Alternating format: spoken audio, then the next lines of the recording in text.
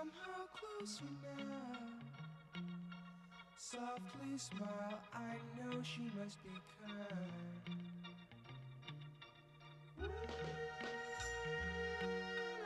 In her eyes, she goes with me to a blossom room.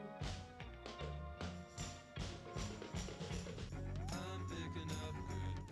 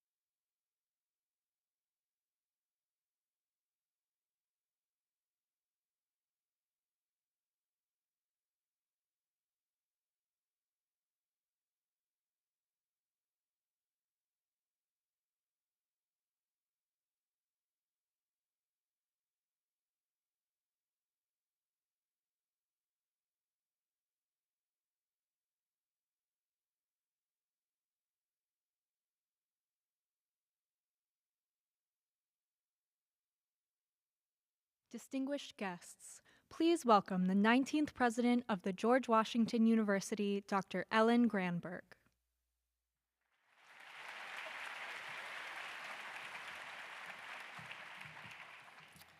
Well, hello everyone and good evening. It is truly my pleasure to welcome you all to the George Washington University and tonight's event, presented in partnership with the Politics and Prose bookstore. For years, GW's location in the heart of the nation's capital and our leadership in fields like health, policy, law, and international affairs, along with a truly unique partnership with Politics and Prose, have created a remarkable only at GW convening power.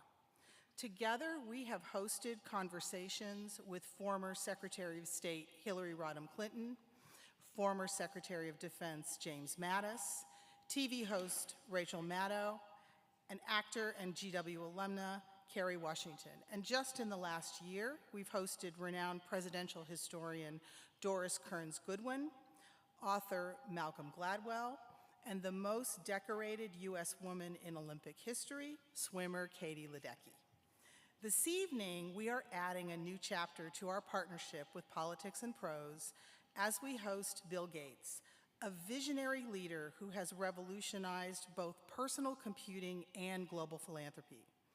His dedication to innovation and humanitarian efforts demonstrates how technology and wealth can be leveraged to drive meaningful change in the world.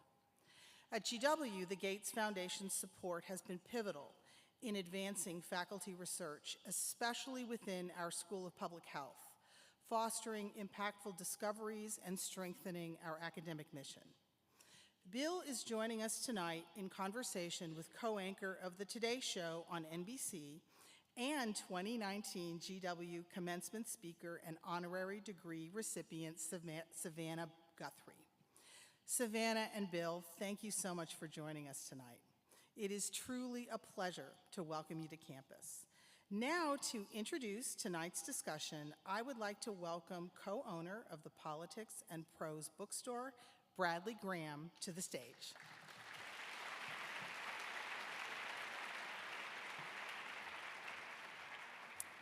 Hi, everyone. On behalf of all of us at Politics and Prose, I'd like to add a welcome as well and thank President Granberg and the staff here at GW for helping to make this event possible and for providing this absolutely terrific forum. Also, thanks to all of you for supporting independent bookstores like P&P by attending this event and by shopping with us.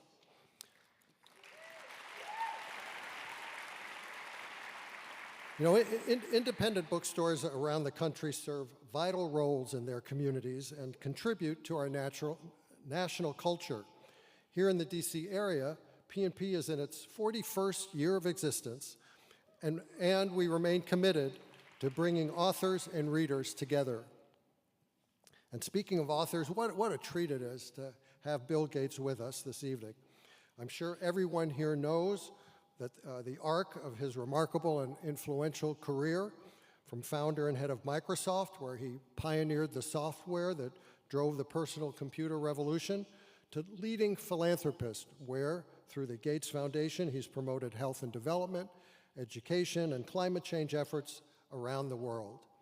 In recent years, too, he's invested in entities focused on sustainable and clean energy technologies, and along the way, he's authored several books on subjects that have drawn not only his thoughts, but his resources, notably technology, climate change, and pandemics.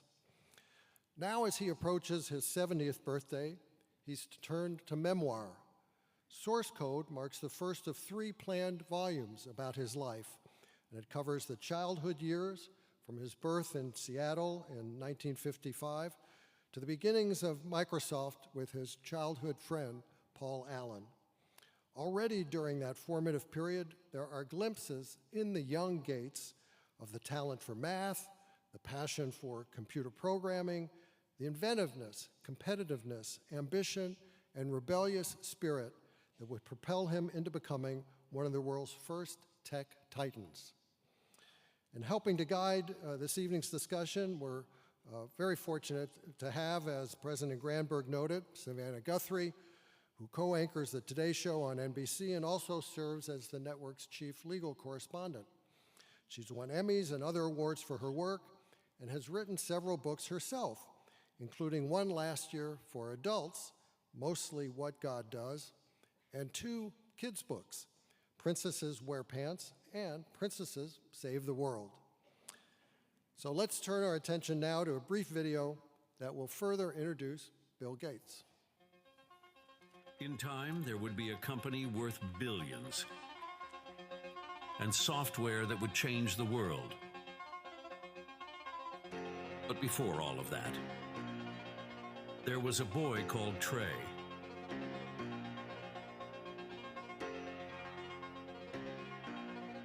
Source code is about my life before Microsoft. The people who shaped me,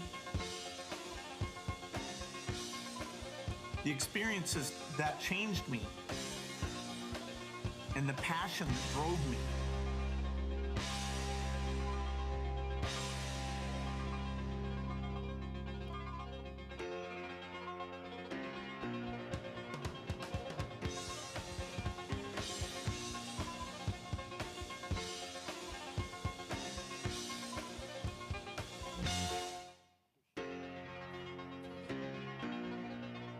Please welcome Savannah Guthrie and Bill Gates.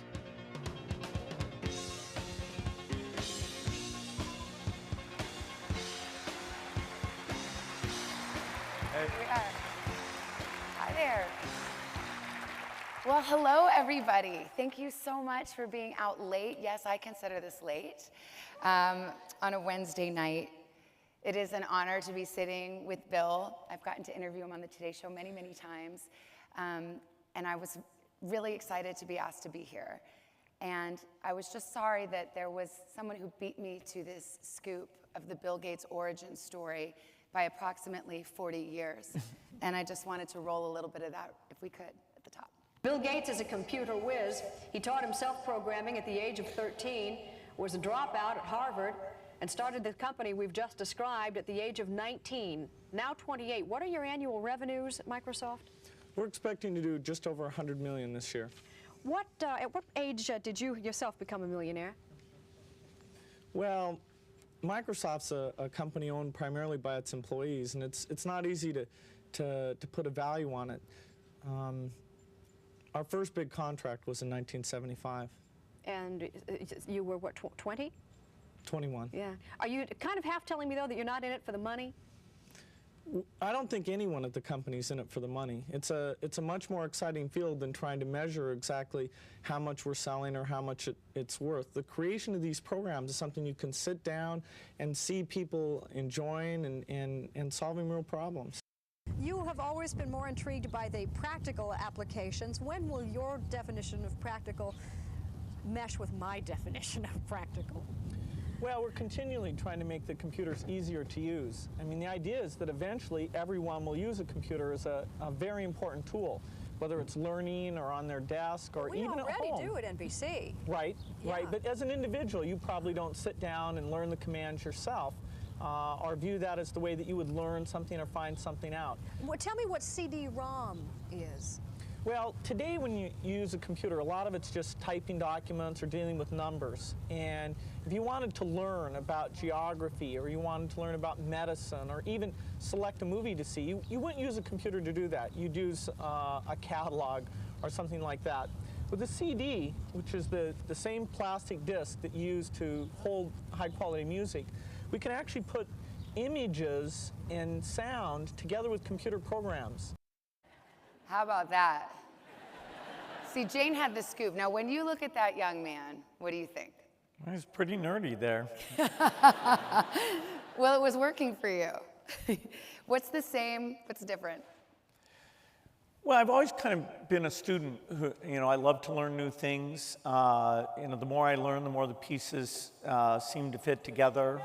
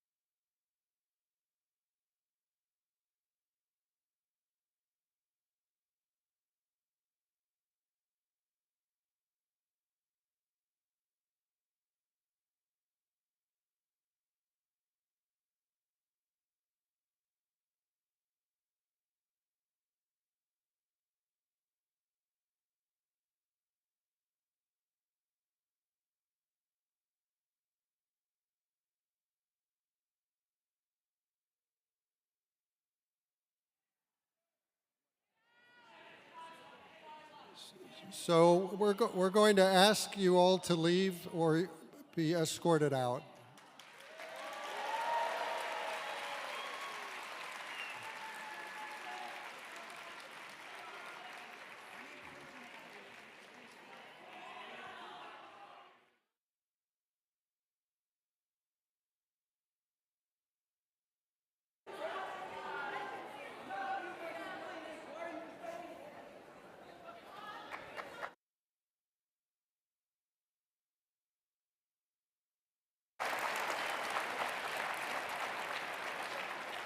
Free speech, college campuses, we're okay with that.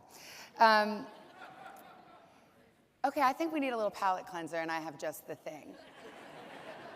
I already showed you Jane Pauley.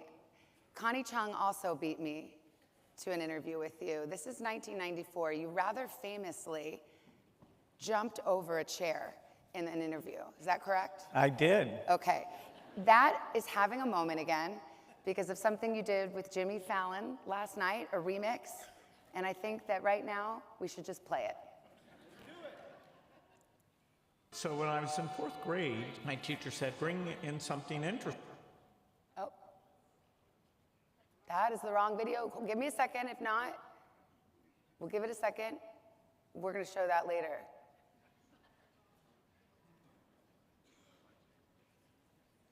Does this remind you of coding back in the day when things would crash and burn? Here we go. Look over there. I spot my co-worker's office chair. I get a thought, don't know from where, but I really, really, really want to get some air. I could jump it. Yeah, I could jump it. I could jump it. I could jump, jump, jump, jump, jump it. Wow. So, technical difficulty. We're just having all kinds of difficulties. Let's just keep going. But may I just tell you that if you don't go home and watch this video tonight, you'll be sorry for the rest of your lives. Why did you jump over a chair? I had, she asked me, I don't even know how she knew that was one of my amazing skills. But if you hang out in the office, it's good exercise. Can you still do it? Not a chair as tall as I did back then. Yeah. Maybe an inch or two shorter. Okay, it's impressive. Let's talk about source code. I mean, your origin story has been written many times, but not by you. What made you want to tell this story? And were there things that you found out about yourself? Were there things that you remembered differently that you came across that surprised you? Yeah, normally, my attention is entirely focusing on the future. Even as Microsoft has had various anniversaries, I'm like, hey, let's get that over quickly because we are trying to move faster than our competitors and do new things. Even at the foundation, we have this incredible sense of urgency.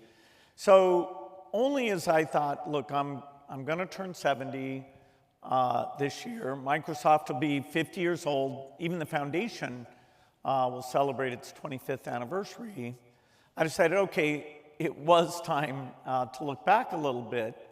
And I really wanted to, show how amazing my parents were, how amazing my education was, how, the luck of when I was born, the things I got exposed to, really put me in an incredible position. And so 18 months ago, this idea of let's just do that first 25 years came up. And it really seemed to make sense. It gave me time. Certainly my appreciation for my parents was deepened by thinking back to how challenging I was as a child, and yet they ended up doing all the right things. You had a lot of independence. I mean, this was the opposite of helicopter parenting. They cared a lot about you, but they gave you some freedom. Kind of set the scene for us. What was Trey? You were known as Trey back then. Yeah, boys were let, I went on hikes, I went on trips. They weren't, trying to avoid perceived danger so much. I mean, my mom definitely had very high expectations, including things like talking to adults or table manners that for a time I thought were pretty arbitrary. But they did let me go off. And even today, when I think about raising children, it's not common that you would let that happen. what comes across from the book, and you will really enjoy reading it, is that you were not an ordinary child in any way. And I love this story of Bill Gates in 4th grade, when other kids are bringing like a dolly or perhaps a treasured family album to 4th grade show and tell. What did you bring, Bill? I brought a cow's lung. A real cow's lung. We have some video, which I have trust issues now, so you can roll it if you want, but it's disgusting. How did that go over, and what were you thinking? The class wasn't expecting it. I don't suppose they were. I should have prepared them, but no, there it is. Looks really good. It's got a... I heard a girl fainted. She did. Showed you kind of air going in and out. One girl fainted. The teacher, Mrs. Carlson, said, hey, that was great, but get that thing out of here. Yeah, exactly. You had an ability early on to focus rather singularly on things. So give us an example of when you realized this is a different attribute. This is something special. Well, it embarrassed me from time to time. We were assigned to do a report on a state, and I picked Delaware, and I turned in this 170-page report when other kids were turning in 10-page reports. And so not even that big of a state. I must have misunderstood the assignment, but boy, I know a lot about Delaware. So when young Bill was into something, and you very quickly got into coding, you literally would sneak out in the middle of the night to go to a lab and code all night. Yeah, it sort of went from, thinking through how to win at cards, to being fascinated by math, and then at age 13, this first computer showed up at the private school I was at, and a few of us, a ton of people came down at first, but then only 4 of us really stuck it out because we were basically obsessed with figuring out what it could do and not do. And so for my entire high school life, I'm trying to figure out where can I get computer time. That's me and Paul Allen. We're actually only 2 years age difference, although it might not look that way. And that's using this early computer access. That's actually just a terminal, and you dial over the phone to timeshare a big, in that case, General Electric computer. And we loved, when something wouldn't work, we'd try and figure out why. When it would work, it was so rewarding. I felt like we had something in common because I also snuck out in high school, but it was to drink wine coolers with my loser friends. So your experience was a little different. You also, and I loved this, a little later, I think this was more high school, you guys would literally dumpster dive at the computer lab to try to get the printouts that the computer programmers had discarded. Yeah, at the center of these big computers was the operating system, and we were mystified about, okay, what was the code there? And at first we didn't know much, but slowly but surely we learned a lot, and part of it was that we had taken the source code listings out of those garbage cans and sort of figured out, okay, exactly how does the system work? And so as they were rewarding us for finding problems, we got more and more sophisticated, which they really got a kick out of that and encouraged us to do more. You could get obsessed with things and not sleep, not eat, just be completely focused. No, I remember when I was talking about software, I'd often go to dinner with people, and then at the end I'd think, I never ate. I was just kind of talking, and okay, well, I have enough adrenaline. And we had bottles of Tang, which, the most efficient way to get calories was just to pour Tang with no water. So I always had kind of an orange circle around my mouth. And yet you're alive. I am, even at age 70, so. Well, you were not an ordinary child, and there were moments that you weren't an easy child. I think I was really, as a mom myself, I was really moved by how you wrote about your mother, because she had such high, exacting standards of you, of course, but she also went out of her way, it seemed, to make everything a learning experience. She was so dedicated to you. This is a passage from the book that really stuck with me. You said, the truth was, during this difficult time with your mom, I felt most at home in my own head. And yet, despite my aspirations, my grades were still bad and my battles at home got worse. During this period, I could go days without speaking, emerging further from the room only for meals and school. Call me to dinner, I ignored you. Tell me to pick up my clothes, nope. Clear the table, nothing. Get in the car to go out for dinner, silence. Years later, my parents told journalists that once when my mother tried to draw me out, I snapped, I'm thinking, don't you ever think? You should try it sometime. Much as it pains me to say, it's a true story. I look at this as a love letter to your mom and maybe a little bit of an apology. No, definitely. As soon as I was, figured I could understand a lot of things, I found their rules fairly arbitrary. And I put a lot of energy into sort of saying how, whether it was manners or, being on time for various things. So we had a couple of years there where I was quite difficult. She passed when you were just 38, which the older I get, the younger that seems. I'm sure you feel the same. Do you feel like she knew that you figured out that she'd been a pretty great mom? I definitely had great times with my mom where I, thanked her for her perseverance, getting me on the right track. In fact, even, where she told me to talk to adults, where I was very slow to socialize with people my own age, that experience she'd given me with all these adults that they were always having over to the house was invaluable because they would kind of latch on to me and help teach me, the very best ways of doing software. And so, yeah, she got sick with cancer and died 6 months after I got married. I did have a chance to thank her for being an incredible mom. I want to say you're donating all the author's proceeds from this book to the United Way in honor of her, because she was the first female president of the King County United Way chapter. She was a visionary in her own way and in her time. Yeah, she was on the national board. Both she and my dad were very community-oriented, and that was one of the causes they really believed in. I wanted to ask you about your dad, too. Where do you see his influence? He helped you a lot with your philanthropy later in life, but he wasn't pretentious at all. He wasn't into a lot of showy stuff, it sounds like. He was not around, even 10%. So a lot of the energies, my mom trying to get things straight. My dad set an incredible example. He was always calm. He thought carefully. You never saw him make a decision emotionally. He was very successful. His father had only gone to 6th grade.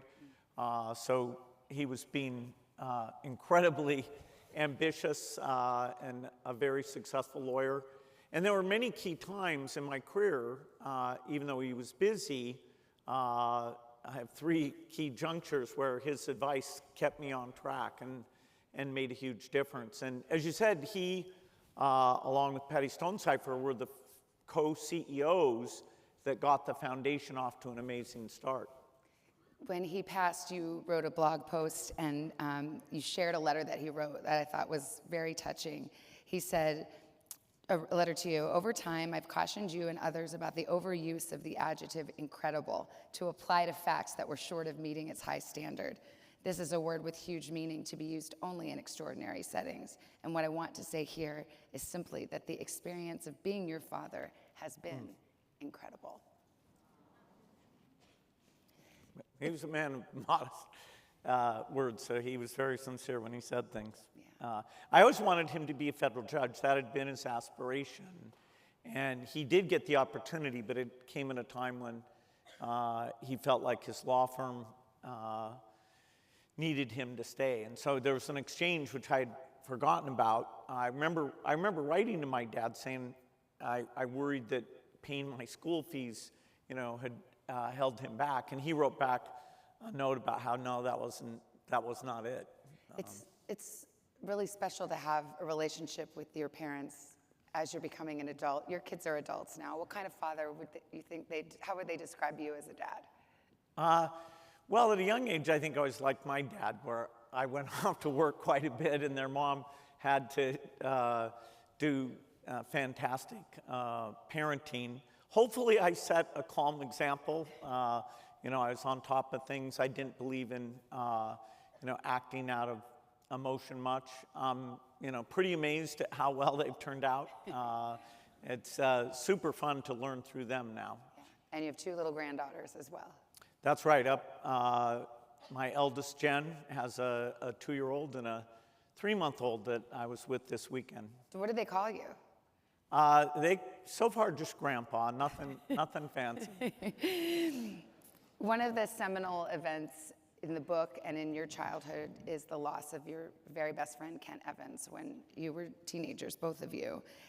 You write a lot about Kent. You were 2 peas in the pod. You did everything together. You dreamed real big dreams together. And he was a character, too. Tell us about Kent. Yeah, so when I get to Lakeside and I'm 12, I pretty quickly become very close friends with Kent. And you know, we both like to read a lot, but he had this outward view of thinking about what profession were we going to go into, you know, ambassador, professor, general. And it was like, wow, you're already thinking about that. Did he carry a briefcase every day? He had a briefcase almost like a lawyer. He got me reading Fortune magazine. And I was still kind of in this phase where I thought, if I look like I don't care about anything, that's kind of funny and, you know, a kind of a clown-like thing. And he kind of told me, nah, you should just apply yourself. So it took me a few years to realize, okay, he's right. Only in math was I very serious. But he and I brainstormed, you know, we did all the early computer work together. The school asked us to do the class scheduling. And after I'd thought about it for a while, I realized there was a way to use the computer to do that. And right as we were starting to work on that, he joined up for a mountain climbing class, which he was less coordinated than I was, but he would pick surprising things from time to time. So we went off and he and I talked on a Friday night because we talked basically every night. And that Sunday, the headmaster called me to say he'd fallen and actually was gone. And so there were, you know, just very stunning. You know, I've had this idyllic childhood, nothing to complain about. And, you know, for the first time, I experienced loss and trauma. I mean, this is a time where people aren't into processing their grief or their feelings. Do you feel like you carried that grief with you? Yeah, I've listened to things like Anderson Cooper talking about grief, and, you know, what they say is that in remembering somebody, you know, that's how you do honor to them, and perhaps get through in your own mind, you know, what do I owe that person, or, you know, maybe what would have happened if that tragedy hadn't taken place. I stayed close to Kent's parents, whom it was a even greater tragedy for them than it was for me, because Kent was so fascinating to them and they had such high hopes for him. You know, no doubt he and I would have partnered together, but, you know, then he was gone. Well, this is probably more emotional and mushy than you care to be, but I thought it was a real tribute to Kent, and I kind of wished his parents had been able to read it, because I think that you honor him by speaking about him, but also the life that you lived.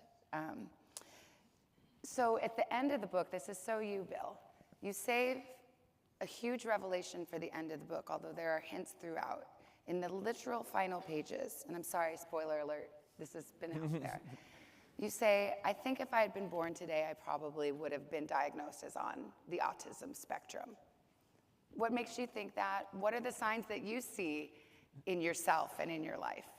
Well, during my childhood, there wasn't really a term on the spectrum, and autism was diagnosed as a pretty narrow set of very substantial social deficits.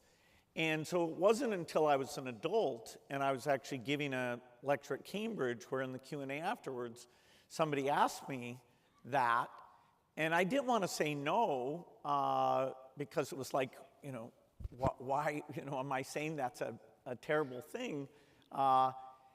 And it made me think, you know, I had very delayed social development. except for a few nerdy friends, and then later adults, and much later learning to say hello to girls. I still have to this day a habit that if I'm thinking deeply about something, without even knowing it, I'll start rocking. And some people it doesn't bother, some people it drives them crazy when I start doing that. And it must be a pretty embedded behavior, because even though I know, maybe I shouldn't, I find myself doing it a bit. So many of the symptoms, the overfocus, not understanding some of the social clues I should have been able to pick up. So, I had some of the negatives, but then all of the positives that come with that intensity. Absolutely. You told the Sunday Times recently, and I loved this. You said if they ever invent a pill where they could say, okay, your social skills will be normal, but your ability to concentrate would also be normal, I wouldn't take it. No way. No way. Bill's brain. It worked out pretty well for you.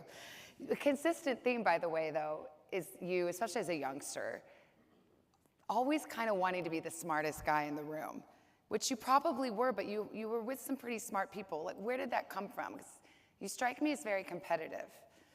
No, I definitely enjoyed trying to figure out, was I able to figure things out as well? Initially, my grandmother, who was so good at cards, that was an early challenge to think, and she wouldn't tell me why she was beating me. I had to figure out myself, okay, you remember all the cards that went by, and there's certain probabilities for these games. Some are reasonably straightforward, some like bridge are infinitely complicated. And so I was very proud of the fact eventually I started beating her more than she beat me, and she was nice about it.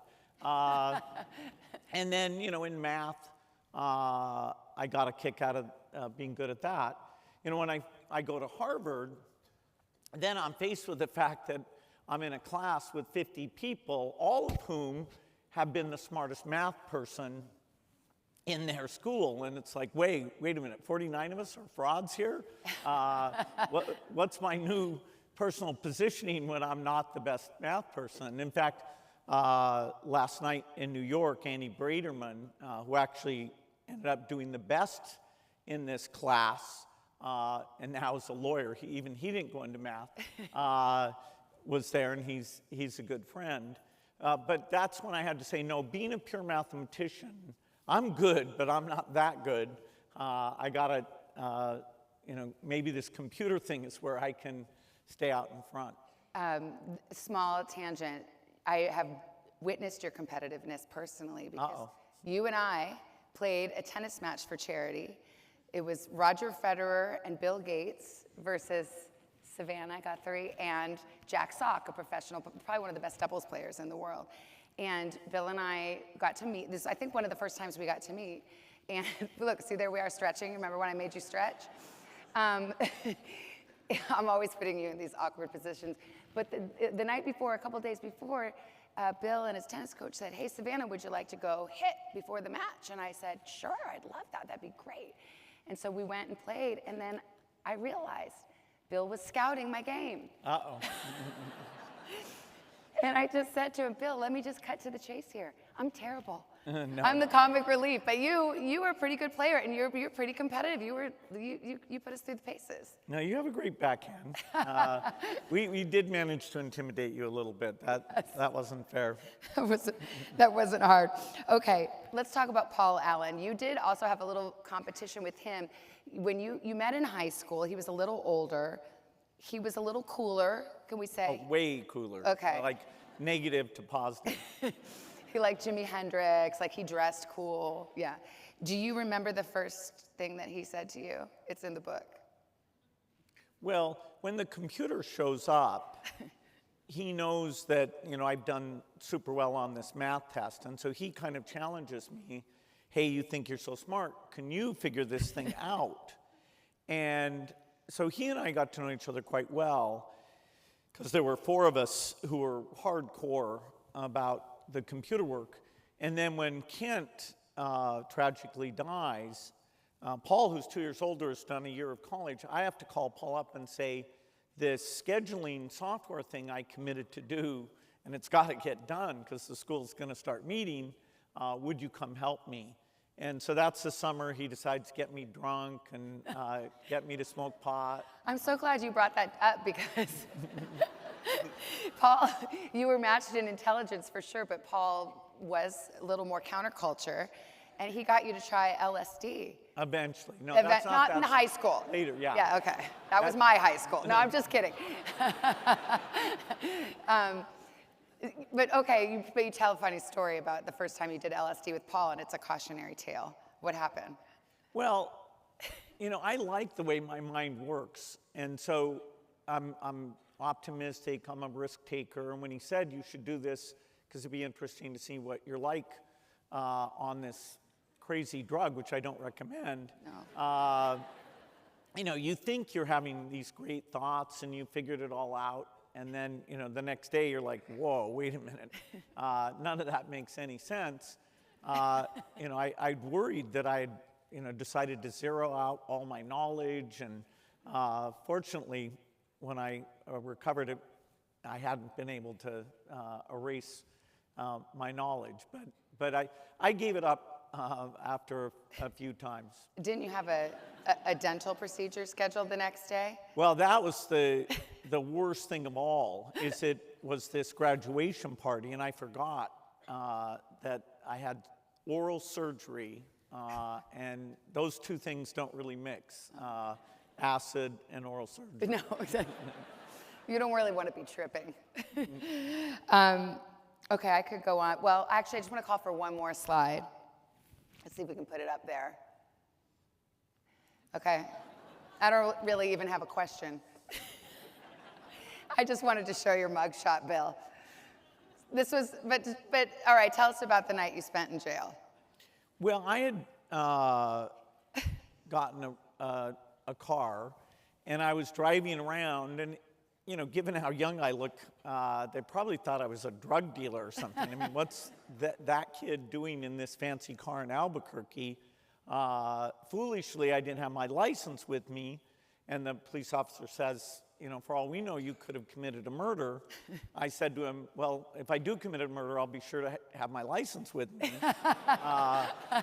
And so I ended up being put into this holding tank with all sorts of drunk people. I had not been drinking at all. It took about 2 or 3 hours for Paul to gather up the cash and come and bail me out.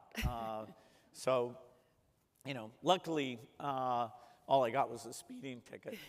Well, and a photograph. A beautiful photograph. Okay, we're in Washington, so I'm going to switch gears now because really we've talked a lot about the book, and y'all should buy it. You're going to buy it, right, and read it. It's a great read. So, Washington, current events. Did you do anything interesting today? Yes. I was at a bookstore. I woke up in New York City. No, I went by the White House because, you know, there's a lot in this transition, what we keep in terms of foreign aid, what we don't keep. It's all kind of up in the air, and I'm doing my best to make sure we keep the things that I think are very value-based.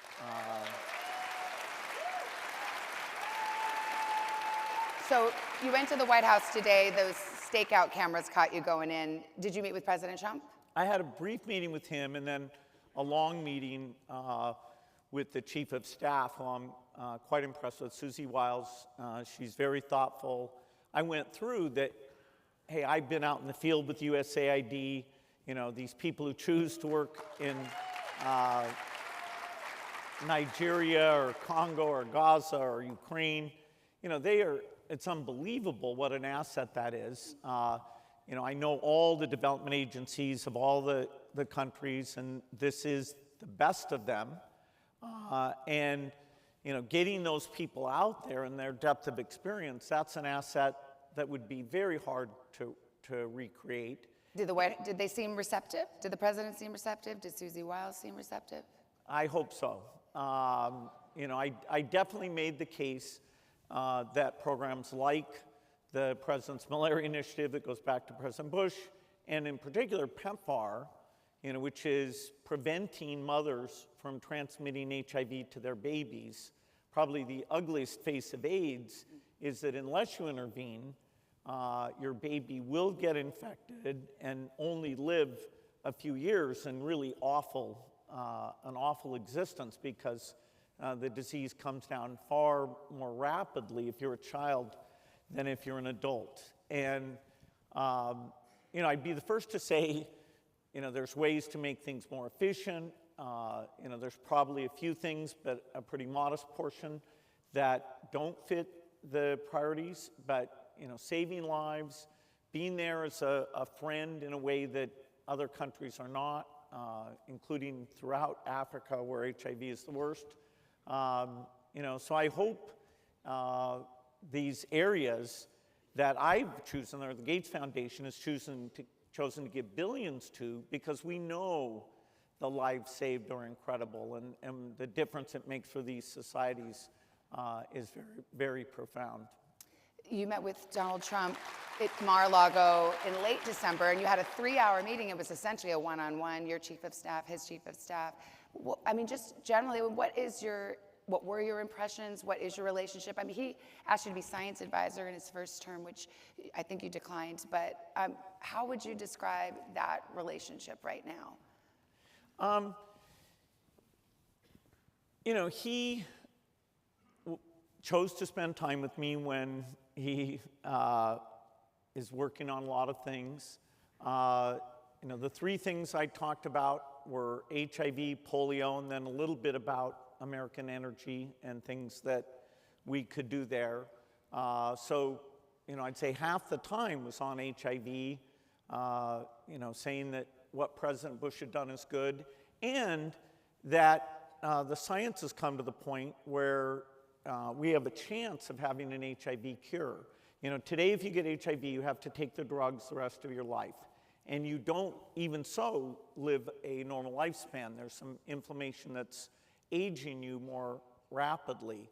And we think, we've funded a lot of scientists, that if you edit the right blood cells, then you can stop the disease altogether. And that would mean that both for 1.2 million Americans who have HIV and 40 million people around the world, you would save money, you would improve their lives. It's one of the more miraculous things. And I encouraged him to take some of the things he had done on warp speed and apply that to this genetic cure, which it's a platform, although you have to do some specific work for HIV, without too much extra work, you can apply it to sickle cell and a variety of other things. And so I said, hey, instead of that taking 8 years, let's see if it can get done in 4 years. And so, the idea of innovating, I think everybody gets excited about that. And these are things. Did he seem excited and receptive? Absolutely. Yeah. Now, other people talk to him after I talk to him. Sometimes that matters. Yeah. So, there'll be some push and tug. Right now, in terms of USAID, he's getting different inputs from different people. Well, let's talk about one of those people, Elon Musk. You've known Elon a long time. Have you had a chance to talk to Elon Musk recently about USAID or anything else? I've not. I've seen some things he said, but no, I haven't talked to him. So, you have a history. You think you told the interviewer, sometimes Elon's nice to me, sometimes Elon's mean to me. More mean than nice. Yeah, okay. Oh, well. It hurts my feelings. Yes. So where are you on that spectrum right now in terms of your relationship with Elon Musk? Do you feel like you could call him up and say, listen, I know a little bit about this USAID that he says is unsalvageable and needs to be shut down? I don't know how open-minded he is. This is a case where in my post-Microsoft career, I'm traveling in Africa with these people. I can name a dozen USAID workers who could be back in the US making twice as much money, but they've chosen to be out there in the field because they believe in this work. They can see the babies not getting infected. It's got a moral purpose, it's got a geopolitical purpose. if you want to stop things from becoming pandemics, having the health systems in these developing countries be strong enough to see things early and stop them before they go global. You know, the last pandemic, which was nowhere near the worst case, you know, the death rate was actually quite modest. You know, even that one cost trillions of dollars and tens of millions of lives, and, you know, disrupted so many things. And, you know, we're still trying to catch up in terms of mental health and education. So, you know, I'm fairly specialized in these USAID things and admire the work there. And so I hope on this one, you know, that he would yield to that knowledge. But knowing him as you do, how do you feel about him having the power that he has right now inside the government? I mean, he was quite influential before the Trump administration, whether it's Starlink or electric cars being charged. I mean, there's a million examples you could use in terms of his influence, but this is on a different level. Well, certainly his private sector work is really fantastic. I mean, he's reduced the cost of space launch with SpaceX. He's forced the whole car industry to do a great job on electric cars with Tesla. You know, I have nothing but admiration for how he's driven that innovation. I do think as you move from the private sector into government, you know, sometimes people appreciate that this is different than the private sector. Even in the private sector, you rarely lay off 100% of the people overnight. Although he has this theory of zero budgeting, right? I mean, his theory is start from zero and then people should claw back and fight for whatever they're... But you'll never rebuild. I mean, you could take a decade, and if you let people go, you know, for the foundation, I'm often working with families. Okay, if you go to our office in Nigeria, okay, what will your wife do? What will your kids do? Are you willing to please go over there and help out, you know, for 5 years? And you know, it's much harder than a private sector workforce to recreate. You don't have the same sort of financial incentives, stock options, and things of that nature. And so is it frustrating for you to see this happen? It's still in the air how much we can preserve what the good parts are. I'm not saying that, you know, it has to be a separate organization. I'm not saying that you couldn't find a 20% efficiency. I'm just saying do that in a way where you're actually looking at it and valuing the people who work there, not, you know, sort of saying, damning them in some broad way, and making it so that you really don't have this asset anymore. At the inauguration, we saw all the titans of the tech world. We saw Bezos, Zuckerberg, Sam Altman, Sundar Pichai from Google. You've said that you've been surprised at the rightward shift of Silicon Valley. What do you mean and why? Well, historically, a lot of Silicon Valley companies you would call a bit left of center on social issues, women's rights, things of that nature. And now it's no longer as predictable where people come down. Do you think this is a real change of heart on the part of these individuals, or is this just brass tacks politics, like who's in charge?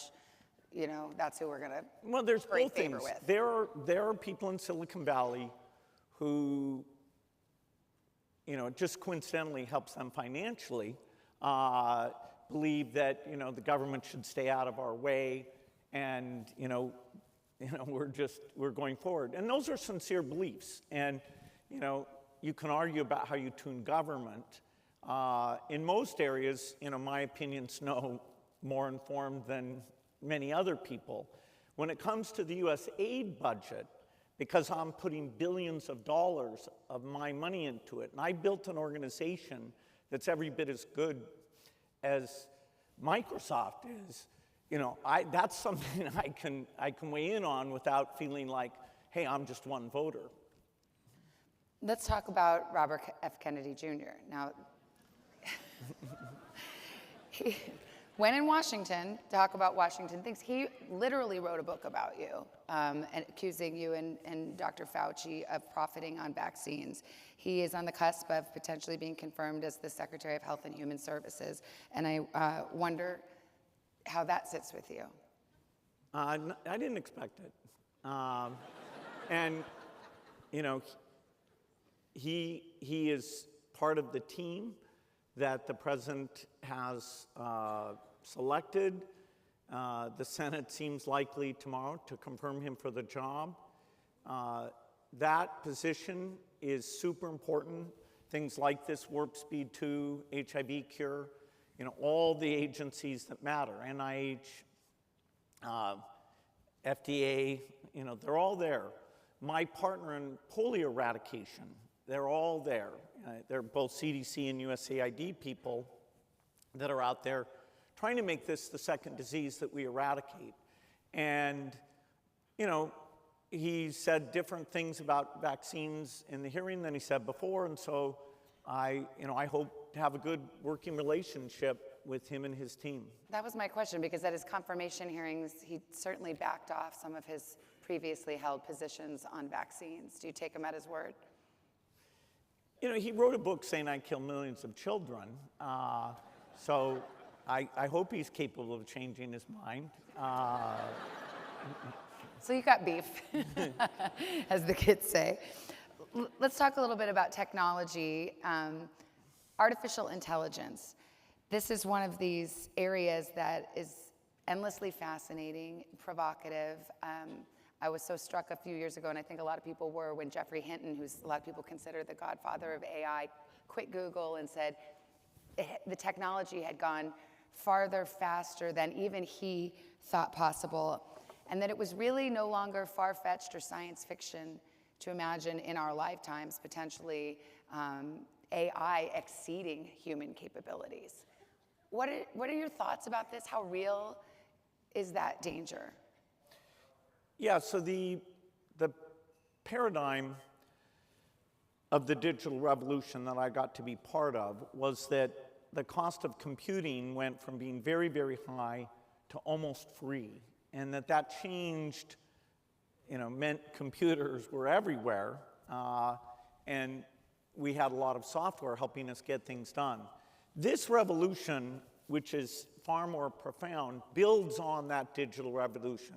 It's the internet, it's those magic chips, the data that's out there.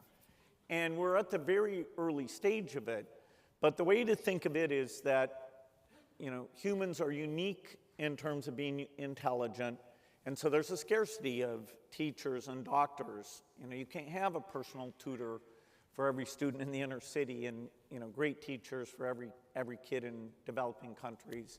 And so as we develop this, it's the most promising thing to solve every specific problem we have today. Inventing new medicines, being able to get a follow-up call about your medical visit where you get things explained to you very well without overloading the personnel. For the foundation, all the new vaccine work that we're doing is going to be incredible. For the climate change work that I back, which I thought was a little ironic. I don't know if I understood what they were saying, but no, something about climate change. But I'm the biggest giver to climate innovation. Maybe they were in the wrong room. Probably.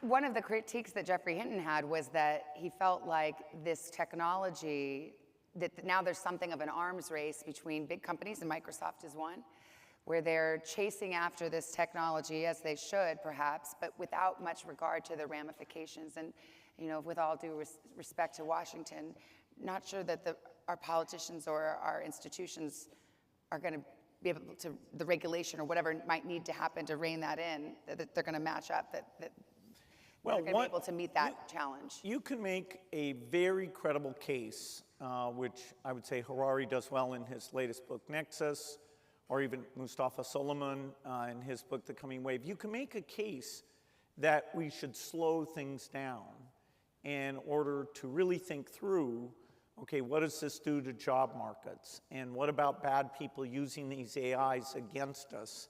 And how much autonomy will they take on if we're not careful about how we design these systems? So those are real problems. But the incentive structure is that whenever somebody says to slow down, they say, oh no, China's going to be ahead, so how dare you say we should slow down? And so the normal incentives for countries, companies, individuals is that we are going full speed ahead. And I don't, even if it would be wise, I don't see forces that will reduce that. And so therefore the imperative, while we can celebrate the wonderful things that AI is going to provide us, thinking through as you're getting this availability of intelligence, what it means overall. I mean, it's like an abundance problem. You know, could we shorten the work week? Could we have universal income? You know, we haven't been rich enough, actually, because skill sets are in short supply. But many new ways of thinking about organizing society will be necessary. And the fact it's moving so quickly with no upper bound means that all these things people say about, oh, but all the past things people were worried about, you know, just grew the job market. That is totally true. They, you know, even though Harari reminds us when we had the printing press, the most popular books were How to Find and Kill Witches. So we don't always take our new tools and just do scientific discovery and focus on the truth. So, you know, I think engaging politicians and social scientists, thinkers, and economists on, okay, we don't know, is it 5 years, is it 10, 20 years, but both intelligent robots and intelligence that matches and exceeds human cognition, you know, we're on the doorstep of those breakthroughs. Well, that was really my bottom line question. I mean, are robots going to take over the world? Well, are we looking at the HAL in the Space Odyssey film? I mean, that's like it's funny, but it's kind of not. Yeah, I mean, HAL is cautionary. We will have very capable robots. And, you know, today, in many of these things, we underestimate how amazing humans are. You know, for a long time we thought we'll do speech recognition and visual recognition. Well, only when these techniques came up, the neural net techniques, did we finally start to make progress on those things. And now computers are superhuman at speech recognition and visual recognition. The final frontier that we only crossed about 3 years ago was reading and writing, being able to encode knowledge and access knowledge. And there's still a level of imperfection in these things, but as you see with these announcements every week or two, including most recently with a group in China called DeepSeek, but you know, now other groups will take that work and build on that and do even better. There's this breakneck speed, which is aimed at both being smarter, but also being less random. These things, they fail in worse ways than humans do, and yet there are techniques coming along. That's not inherent. People who think, they'll always be a little bit nutty. No, there's no inherent reason why at some point that inaccuracy problem will be completely solved. Let's talk about social media. I mean, it's a big subject, but do you consider it to be net positive, net negative for humanity? I'd have a hard time answering that. But I will say it is a bit confounding that when people say,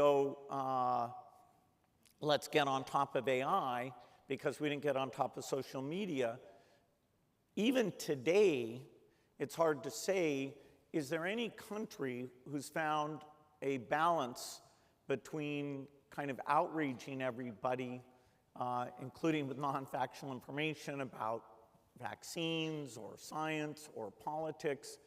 How do you balance free speech at whatever level your country wants to have it with trying not to get people to assemble as a mob and attack people, which social networking was very complicit in that in Myanmar, and it could have been detected, it was not detected, and so it facilitated some truly evil behavior.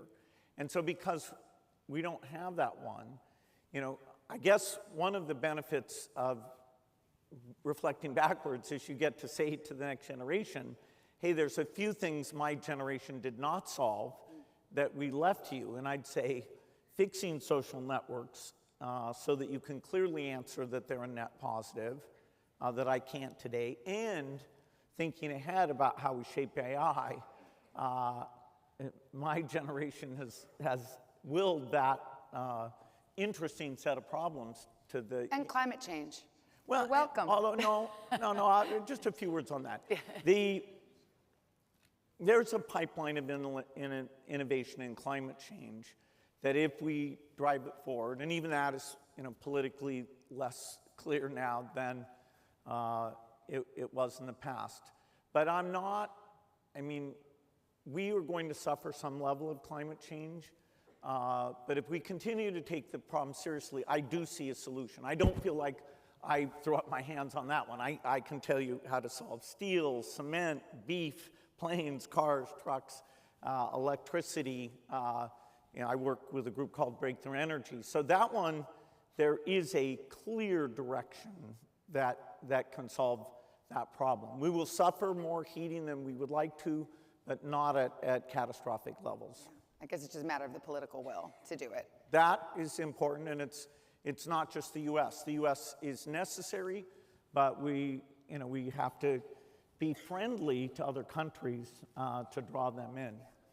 Let's go back to social media for a minute, because I'm just curious. There's as I'm one of these moms that's trying to wait as long as possible till my kid gets a smartphone, and I say basically never for social media, but we'll see how that works out.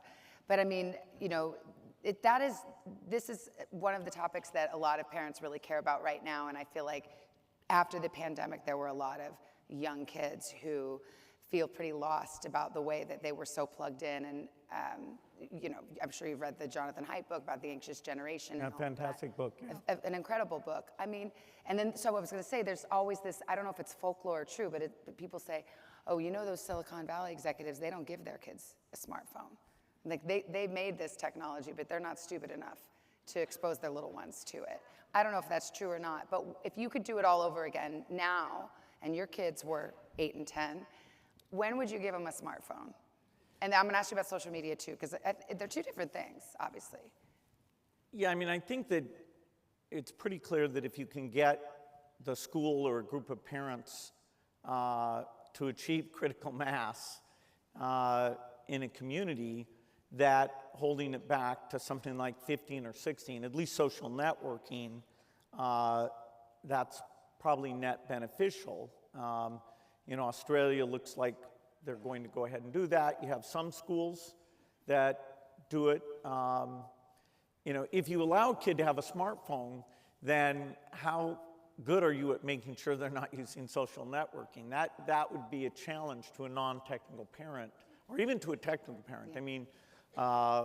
One of my children, I won't say which one, maybe the youngest, the name rhymes with Phoebe. Had multiple cell phones, and so because I would stay up late, I was the one who had to make sure that the phone we knew she had was outside her bedroom at night, and later it turned out, almost like my sneaking off to the computer center, there was another cell phone that was being used for forbidden activity. Respect.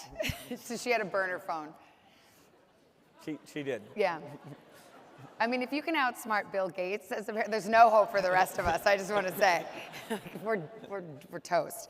Let's talk about TikTok. Obviously, there's been a reprieve, but by U.S. law, it has to divest of its Chinese ownership or be banned in the U.S. Unclear if that law is going to be enforced. But do you think that it needs to divest of its Chinese ownership? Trump has floated that Microsoft may be a potential buyer. How do you see this all playing out? Well, TikTok is a very popular service because they've been very innovative. You know, the amount of software innovation in China people sometimes underestimate. It is a extremely innovative, competitive market there. You know, not just piggybacking on other things. And so yes, any private company under the right terms would think, wow, you know, we can you know, take this and go with it. So who knows the uncertainty about what's going to develop there. There are lots of software things that move around in global commerce, and figuring out how we can audit those things. You know, when people buy jet engines, or certainly when they buy, you know, personal computers or a variety of things, there's software, and just a pure paranoia that, okay, if it's got any nexus to particular countries, then we're not going to go near it. That, I don't think is a very good solution. So I found it weird that, you know, there's this flip-flopping on, okay, what are we going to do about Everybody technology? flip-flopped on it.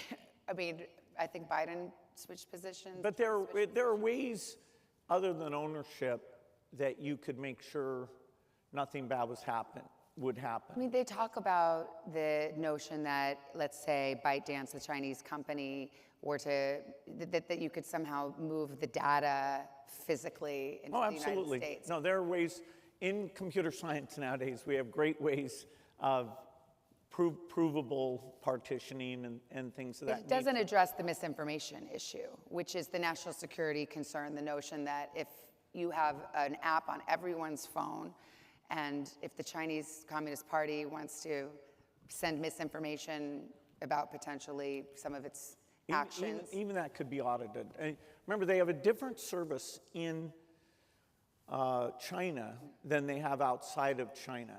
And ownership is one way to do it, but then the Chinese government isn't allowing those software algorithms to be exported. So this one's a bit complicated, and I wish we would solve the general problem rather than picking specifics and having, you know, varying policies about those specifics. There's a general issue of how, other than not engaging in any commerce at all, how do you make sure software is not being used against you? Yeah. Well, I hope that you appreciate that we've had for me anyway, a sophisticated conversation about technology, and that you'll now allow me to play a little game I've devised. Now, you all know, or you should know, and when you read this book, you will know that, of course, I think one of your very first coding languages was BASIC. And some of you, us of a certain age, remember BASIC, and maybe even learned to program on a TRS-80 from Radio Shack a little bit. But now, if you have a fourth grader, you know that one of the worst insults that can be directed at you is for it to be called, "You're so basic." So I'm gonna see if we could just go through some technology trends in a game I like to call, is it badass or basic? Is it basic? Okay, are you ready? Sure. Number one, TikTok dances, badass or basic? Well, I think I'm supposed to say badass. Yeah, I think so. Self-driving cars. Oh, that's pretty badass. There were a few kinks to work out, but... Would you ride in one? No, the ones where they're not completely autonomous. There's actually somebody watching over them, and so the Waymo record is actually pretty good. But when, you know, you get stuck behind somebody, that judgment of when to pull around, the software isn't good enough yet. So it's kind of a semi-autonomous. Then it's working quite well. Okay. Mobile wallet instead of cash. Oh, mobile wallet. I'm big on digital money. Do you carry cash anymore? Security. When I have to tip the valet, he's not set up for digital money, so yes. Okay. Emojis. Modest. Okay, so neither badass nor basic? No, I don't mind receiving them, but I have to say I don't send that many. Oh. If you were to send an emoji, what is the one that you hit the most? Oh, probably a heart symbol just to show my deep emotion. Okay, sleep trackers. I'm a huge Oura Ring addict. Oh, me too. To try and say, okay, I didn't drink, I didn't worry, what's my readiness score? It's almost competitive with some of my friends. Yeah, you screenshot your scores and like, I got 20% deep sleep, how about you? That's pretty good. Yeah, okay. Voice to text, where you're texting but you speak into it, like dictating? I do some of that, but I tend to be more PC-centric than most people. I grew up, with PC email. Yeah. And so when I want to write something long, I'm a very good typist. Yeah. So you're still emailing more than texting? Yeah, which my youngest thinks is really retrograde. Definitely, she knows that's basic. So basic. You're very basic. Okay, GIFs. You know what GIFs are, right? Are you saying GIF? Well, what do you say? What do you say? GIF? Are you saying, what are you referring to? Glyphs? This is better than I even imagined. GIFs where you send an image. Yeah, GIF files, okay. Yeah, okay. Badass or basic? They're pretty outdated at this point, but... Yeah. Well, not for me. Okay. Clippy. Clippy... Too soon? Clippy's not ready to make its return yet. Okay. But stand by. Okay. It was ahead of its time, and therefore very annoying. Yes. VR headsets. I've always thought that there would be great applications, doing design type work. It's fascinating. 2D works awfully well for a lot of things. Microsoft had HoloLens. Apple has their product Meta's putting lots of money into it. I tend to think that once we get it into the form factor of just being part of your glasses, that then it will catch on. Okay, a couple more. Hashtags. Not much. Yeah, basic. Mm-hmm. Air fryers. Who put that there? I love my air fryer so much. It's not technology, but do you ever use an air fryer? I recommend it. I'll have to look up what that is. Yeah, okay. You're frying the air. I don't know. It sounds like climate change. Very Okay, last one. Conspiracy theories. Not a fan. Basic. More of a victim than a perpetrator. All right, your legacy may be the personal computer, but this game is mine. So, okay, we have a couple minutes left. I have a couple of viewer questions. You up for a couple of viewer questions? You bet. Okay. This is from Chitty. She says, if there were one thing that people in the tech space could do to make the world a better place, what would it be? Well, in this phase of my career, I'm thinking about the equity issues a lot, which in the US we have a lot of equity issues, and globally we have a lot of equity issues. And when in your career do you go from just, hey, I'm going to do great products, which nothing's wrong with that. Hopefully that gives you some economic freedom. How much during that time do you work on value-based activities, or do you defer a lot of that until later? So, I think having a personal strategy for going beyond just the pure economic rewards and what values-based things you're involved in, the sooner you think about that, the better. Yeah. Okay. This is from Ingrid. What is really the key to success in achieving great things? Is it intelligence or is it something else? I rarely denigrate intelligence, but I will say that my naive view in the early Microsoft that it was all going to be like an IQ hierarchy, and if somebody was smart enough, I could tell them, go read about sales or go read about marketing. Or the one that really blew my mind was even engineers managing other engineers. I literally said when we had 20 people, hey, I'm never going to make an engineer work for somebody who's not smarter than they are, which was so stupid because it turns out there's actually a negative correlation between being like hyper good at coding, which is somewhat IQ correlated, and being a good manager. And so the idea that this was a multi-dimensional game, in a few of the dimensions I needed help both to execute and even to judge who else to bring in. That was one of the great revelations, was that unless you think of intelligence as way beyond just mathematical skill, you're going to be picking the wrong people for the jobs. Yeah. Let's hear it for emotional intelligence and us communications majors. Nanak Singh Garial, forgive my pronunciation, says, much attention is given to your public persona and achievements. What's a misconception about you or your work that you'd like to address, and what's a value or principle that guides you that might surprise people? I think people are a little surprised to read the book and have me hiking so much. And usually, nerds we're supposed to say indoors or something. But, I was an early player of pickleball, which was invented in Seattle. We had one of the first 10 courts. I love to play tennis. I love to get out and walk. Even try to schedule myself so I have some time to do those things. So the idea that, as well as reading books and concentrating on things, some level of physical activity is very important to me, even for my creativity. And that might surprise people. At this point, are you better at pickleball or tennis? On a relative basis, I'm better at pickleball because most people don't appreciate the unique kind of shots that the dink? pickleball involves. Is it the dink? The dink is part of it. Yes.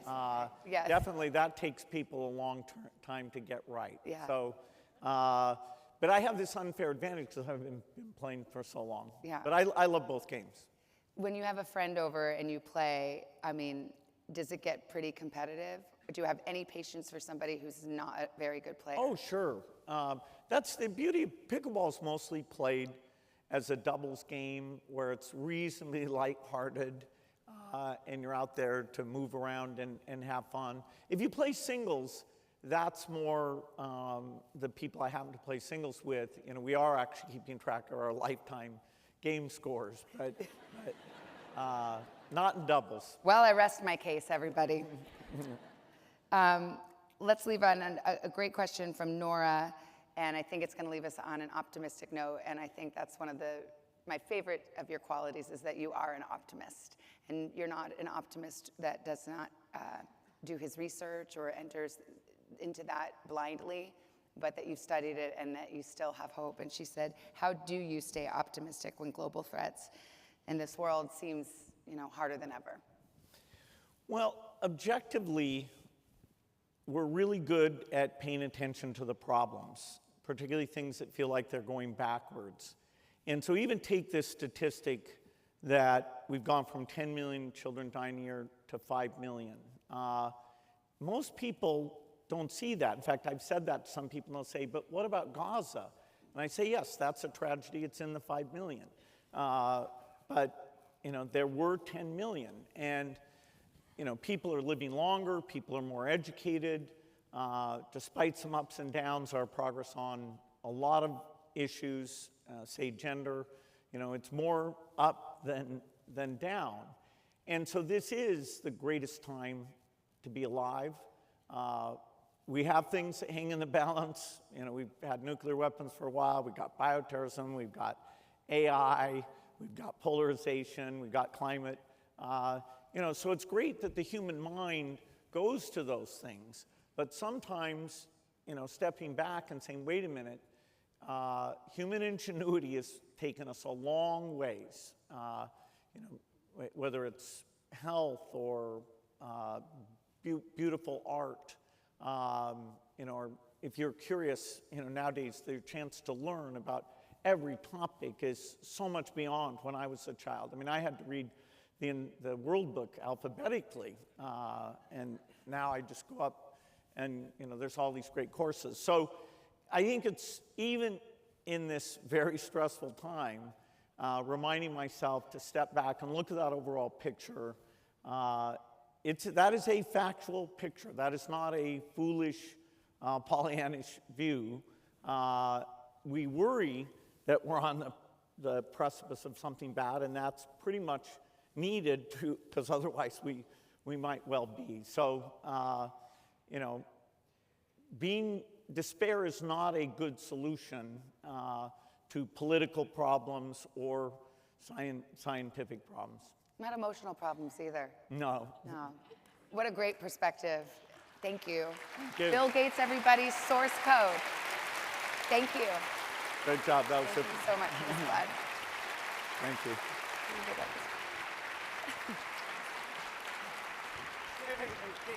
I'm from Burma. Boy, well, that was exciting.